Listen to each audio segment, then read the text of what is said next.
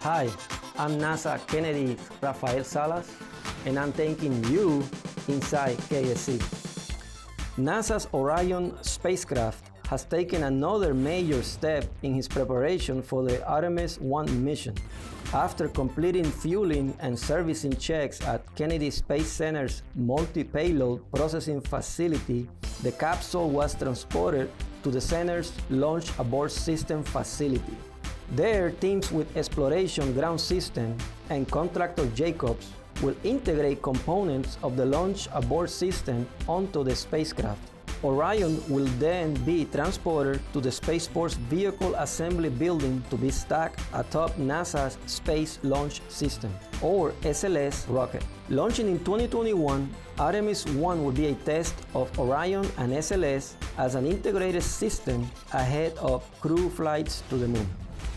A SpaceX Cargo Dragon spacecraft, which launched from the Kennedy Space Center, returns to Earth. Carrying important science investigations, Dragon splashed down July 9 in the Gulf of Mexico near Tallahassee.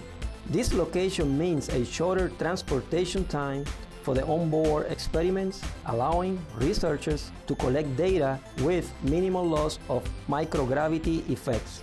Dragon launched June 3rd on a SpaceX Falcon 9 rocket.